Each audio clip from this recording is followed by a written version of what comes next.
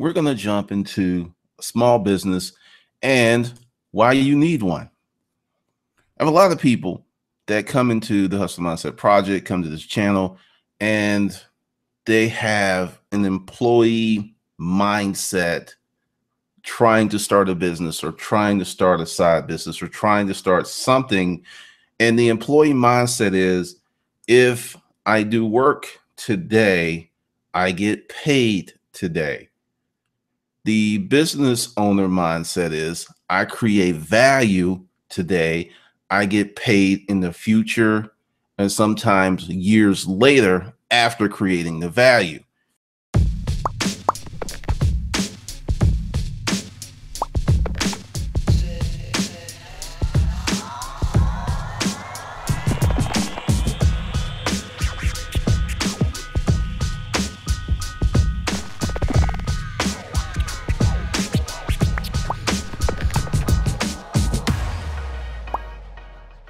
If you were just strictly on that run and gun, I got to put in hours, I got to get paid. My recommendation to you is get a part-time job.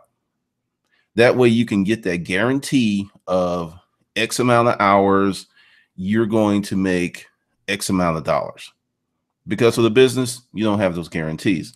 But if you start your business part-time while you have that job, and this is something that really kills people when they even do this, they'll start that business part-time and incorporate the business income into the lifestyle income, and they can never scale the business ever. So it's like you're creating a job that you cannot grow into a business because you're not properly handling it. You know, how do we get to these mindsets? Essentially, it's a lack of watching someone or being mentored into the true process of success, which takes time. You got to be consistent with what you're doing with your business. You have to be consistent with your efforts going into your business. But here you are trying to leave that corporate mentality or that job mentality, but it's that thing that holds you back, but you cling to. One of the big things that I have, and I get a lot of people who call me and they want to talk, and the conversation is like this. And like I said, I have no problem talking to someone, but there's so much going on that to sit and talk to someone that doesn't know what they're trying to do and want me to help them flesh out all that stuff and have conversation after conversation after conversation. That is because it's essentially, there is a part of your business education that you're trying to leap over. And that's one of the reasons that I created Hustler Mindset Life Skills for you people who are not ready to jump into a real business. It's just not ready. It's just not. I mean, I used to think that people could do it, but I forgot my journey because it was such a long time ago. I'm comfortable with working really hard for a week or two or a month or two and not getting paid later. That's not many people. It's just not many people. It's not reality. It's just not feasible for many people. That's what happens when you write a book. There's a new project that's going to be going on with Periscope. Make sure you follow me on THSM on Twitter, and then you can check out the scopes.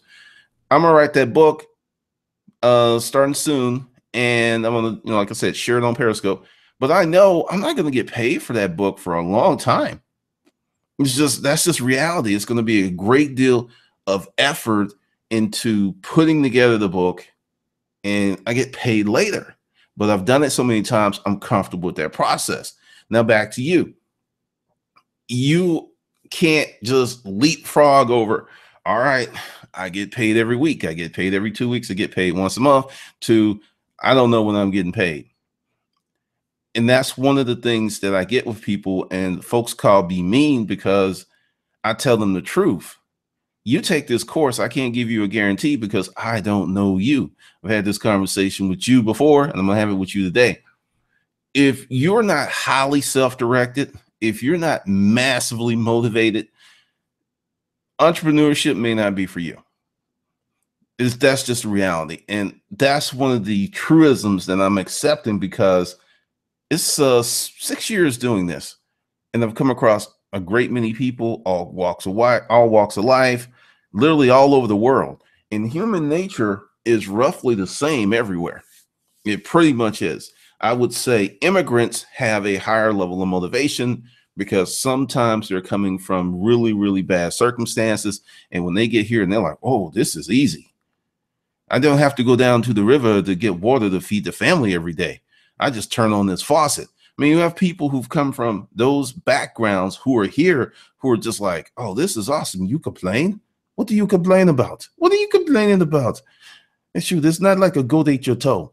And you have people, and I honestly just believe that so many people are doing so moderately well that there's no motivation, which causes this thing. Because when I see these quotes of I'm going to start a small business or a business so I can have more free time, I crack up.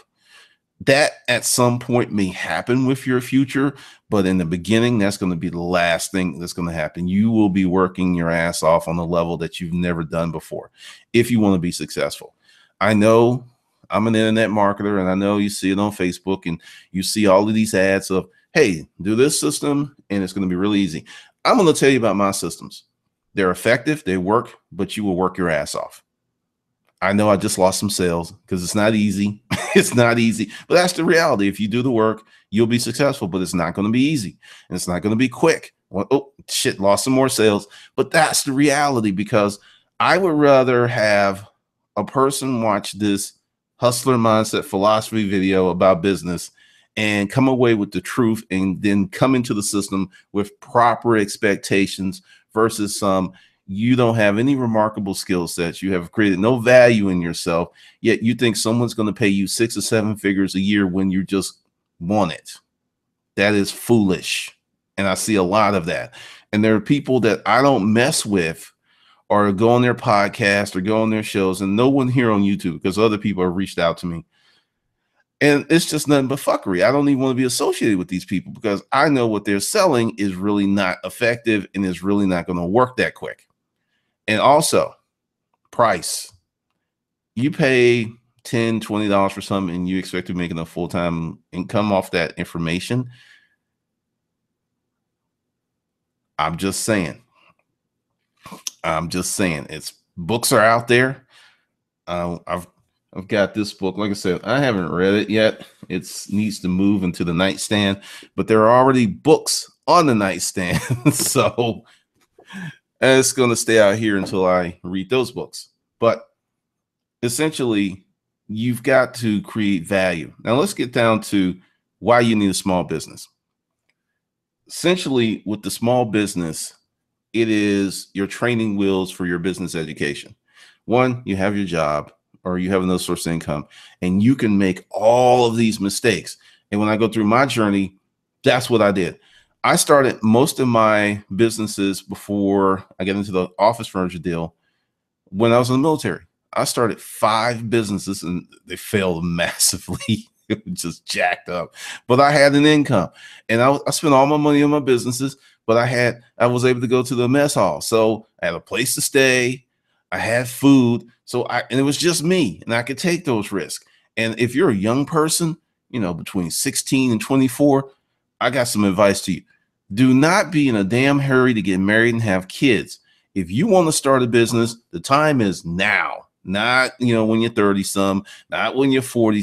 No, this is the time to do it. There are so many tools. There's so many things that you can use that you can start a business, and you might be making more money than your parents after 2 years of vigorous effort. That's the reality. I see it all the time because, I do a great deal of research to help my clients, to help myself. And I see it because the tools that are out there are sick. The things that you can do as a one-person business are insane right now, but they take application and work. So if you're between 16 and 24, you have no kids, you don't rush it. Put all your energy into starting your business, travel. I mean, I feel fortunate that my feet touched foreign soil before I was 20. And I got to go and meet with people, and I got to hang out with people and learn of other cultures long before, I got married and had kids. If you do that, just do that, because Yeah, you can get married and have kids and go to France, but it is not the same as if you're like 19 years old, it's just you got a pocket full of money and a wild ambition. It is not the same. You can have a good time. Not going to say you can't have a good time with the wife and kids, but it is not the same, because I did it and I'm glad I did it. I'm glad I lived in Japan. I'm glad I did all that stuff, because now looking back, it becomes much more tricky once you start to do that. And let's get back to the business. Start your business today. Start it today. I don't start something. Get a business book. I would recommend the $100 startup. You can, it's like $3 Kindle edition, I believe, or you can go ahead and get a used paperback copy. Get that book, go through the stories, and pick something, model something. You know, go on YouTube, look at something, steal. Go ahead and steal. Find someone that's got a concept. Go ahead, reverse engineer it. Try it, see if it works. If it doesn't, the experience that you get will help you with the next thing. Because of the five, I'll tell you about the first business that I started in the military, and it's going to crack you up. I had this wild idea because I worked with this lady whose dog was her child. She was a trendsetter. She was before all of these other people who have dogs who are literally family members. When I was growing up, your dog stayed outside. Your dog was a pet. Today, animals are not pets. Animals are extensions of the family, for real. And if you don't believe that, offend a pet owner or put up some crazy stuff on Facebook and you will see it rain down. I mean, honestly, I think there are some people who care more about animals than they care about human beings. To me, I think human beings are more important, but there are people who put pets above human beings. And so the business was Pictures with Your Pooch. That was the name. I went ahead and bought $1,500 35 millimeter camera, got a credit card at Wolf Camera, put an ad in the Atlanta Journal Constitution, was like $120. I spent $2,000 on this business. Put the ad there. Oh, I was in the barracks at Schofield, not Schofield Barracks, but Fort McPherson here in Atlanta when it was open. Had a phone installed. That was like $120. I'm just spending money. Put that ad up and I'm waiting by the phone. They're going to call. Now, let me tell you all of the shit that I did wrong. I got this a camera that I didn't know how to use. I put an ad in the paper, didn't know that the ads had expiration dates. So that ad had, because they gave it to you, like the lady on the phone said it would run for like so many weeks, but it was really expensive. Then I had this camera, did not take any photography skills, and I didn't research the market. I just jumped right in and it just did not work out. I was very, very frustrated. Now let's go ahead and reverse engineer that with hindsight and wisdom and years of business experience, what I would do today. First thing I would do is survey everyone that I know who has a pet. I would go to them as like, yo, I really have this idea of taking a picture of you and your pet. And the thing is, since everyone has cell phones, everyone has, there's going to be an element that has to be radically different, because they can just pull out their phone and take a great picture. So that's just not just selling pictures. It's got to be an experience. So I would talk to them and I would ask them questions. What kind of pictures would you like to see of your dog?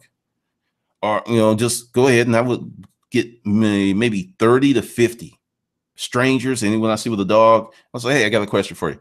I would go out and do my market research with people who have pets, not some online demographic stuff. I'll actually go out and talk to those people. Then after I got that information, I would take the feedback, and I would formulate the business plan. But everyone that I talked to, I would make sure I got their contact information, because they would be the testing ground for that business. Then I was like, hey, I took your information.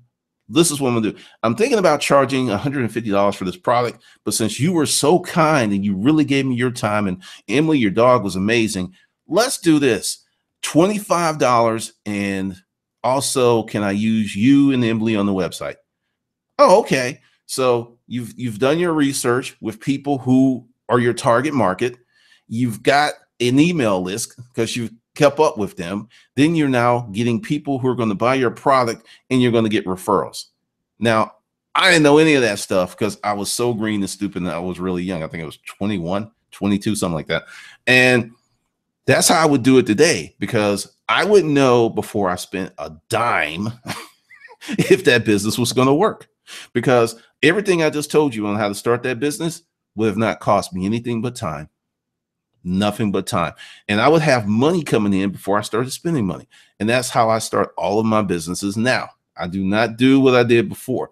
Now, let's talk about another business that was successful, but not successful.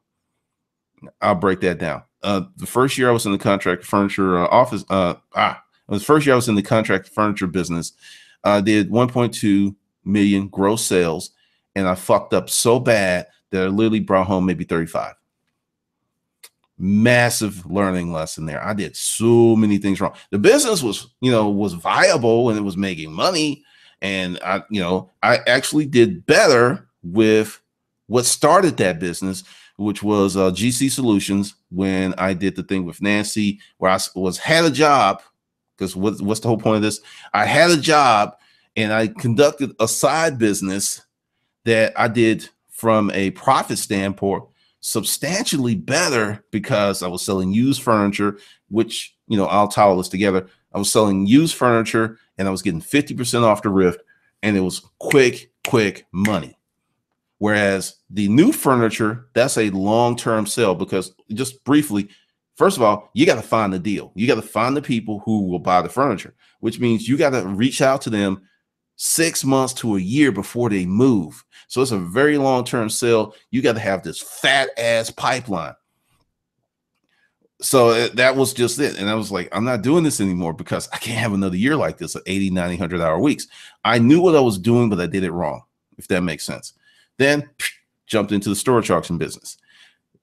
I took the lessons from the 1.2 million failure and I took the lessons from the GC Solutions and I put that into the storage auction business. Didn't spend a lot of money, bought the first few units, lost money because they were playing games. I didn't know what I was doing, but I had a plan, and I knew that I'm a numbers guy. So I knew if I kept buying, I kept learning, we'll be fine. That business with my partner, Francine, it did $90,000 the first year. Profit. Now let's contract what happened the year before. And I didn't work as hard. So it's not about how much money you make. It's what you keep, it's what you need, what your margins. So the big deal of that year was, the really big education was I learned the importance of margin and net. And, I've got my videos, no eBay, no Amazon, and, people, they talk all this stuff because I say this thing, but see, I'm in all these groups and I look at the numbers and I see a trend. Margins are doing this. Cha, cha, cha, cha, cha. And there's a reason, because they're scaling up, they're spending more money. As you scale up, you got to hire people. You can only go so far by yourself. I don't care.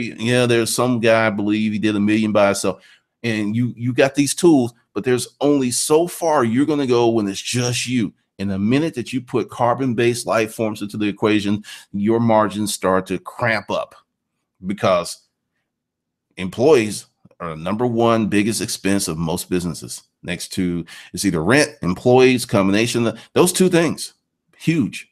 So the minute you start doing that, it just changes up. And that's one of the reasons that, for me, because, there were many people who are on YouTube were just like stunned that, how could I leave such a lucrative business? But once again, I'll walk you through the storage auction deal. I still had to spend money. I've had, several businesses. I had like a residential furniture business where I was ordering containers. I had to spend money. Sometimes I had $60,000, $70,000, $80,000, just dead money while I'm waiting on the stuff to ship here, which was 6 weeks back then, 6 to 8 weeks. I think it's faster now, but those are the lessons I learned. And that brings me up to this the businesses I'm doing today, which are information business. I don't have to spend money to make money. I don't have to wait on the inventory. I have an excellent distribution system in the internet. So all of those lessons I learned from the physical world of selling, physical products and meeting with people. I apply that stuff to this. And that's the reason, when I started Conundrum Publishing, which was the business for the first book, it was successful even because I didn't know what to do. From a writing standpoint, I was a neophyte, didn't know what I was doing. But from a business standpoint, oh, I was a ninja. And since I had those business skills, I was able to turn a product that was not the best. The information was great. If you use the information, you made money. It's just the presentation of the information was jacked. But the fact that I had business skills, I was able to do something. And I was a member of several writing groups. I've known people damn near 20 years who are writers. I used to go to writers' conferences because it took me like 3 tries to actually make it happen. And I know many of those people who cannot live on their craft. And I can, because I have business skills first, and then the artist stuff came second. And if you were a creative person, that's just going to make you cringe. No, it's all about bleeding on the page and the muse. And I used to paint, draw. So I got the artistic mind, but I'm telling you, if you're an artist, you need to develop some business skills. Check out Charles Bibbs. He has a degree in business, and he's one of the few artists that was able to make a living off of his art. He controlled the distribution, he controlled the licensing, and he made a lot of money from a very beautiful and stylish product. But you got people who get caught up in this passion movement, and then they wonder why they're not making any money. So that's what having a small business will teach you to do. And that's one of the things. And oh yeah, another G tip. Don't ever tell a woman that you're dating that your business did 1.2 million. She will start hanging fucking drapes in your house. And I was just like, I'm like, okay, this is the business. It's like, oh, you'll do fine. I mean, this chick started making plans. And I don't even think that she even liked me, but she would like the potential. Check for that. So it was just a whole crazy thing. But when you start your small business, those lessons that I learned under the umbrella of being in the United States Army were valuable lessons. But I didn't go homeless, and I didn't have any kids at the time. And I'm telling you, once again, I'm gonna say this again: if you're 16 to 25, go out and do you. Travel. Do not be in a hurry to fam up. Fam can be great, but I'm telling you, it is going to be so massively hard for you to chase your dreams when you do that, because once you do that, I love you, we are family, white picket fence, and the dog and the kids, then you can't make a move because it's no longer just you. You can't make that move.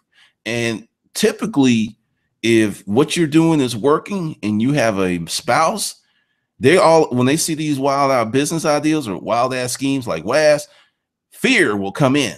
So your support system may be your enemy. And that's something that I went through, because at least I had those failure points to learn before I got in that situation, which gives you a great deal of resilience. You become very resilient, really resilient, and you learn how to weather storms. But I'm just saying, 16 to 24, start a business, travel. Make sure you go to at least 3 continents before you do all the wifing up and hubs up. 3 continents, hit 3 at least minimum. See other people, go off the beaten path, because this stuff will help your business. Because one of the things that happens with many people, and I see it all the time, they want to be like me, but they don't want to walk my walk. They don't want to go through the fire. They don't want to get beat down. They don't want to have those long days. It's like, oh shit, this was a bad decision. Don't want to go through that. Just want to leapfrog over that as if they were Superman or Spider-Man on the web, and then land on victory. Not going to happen. For most of you, there'll be a unicorn out there, but for most of you, it's not going to happen. So with that, the small business tip is something that you can start in an hour, is something that an hour a day can get you there. If you're making $50 a month, that's a win, because you're making money. You're making money. So think about that when you are out there trying to leapfrog over your success points. The success points are those dark days, when you're working, it's 4 o'clock in the morning, you're working, no one's up. That's the success point. You can't leap over that stuff and get to the success. So that's the deal. So if you like the content, be sure to go under the video and check out the playlist. Be sure to get on the mailing list, because there's several. I'll do a lot of stuff. and you'll get content based upon what you pick. So with that, check it out, and I will see you in the next session.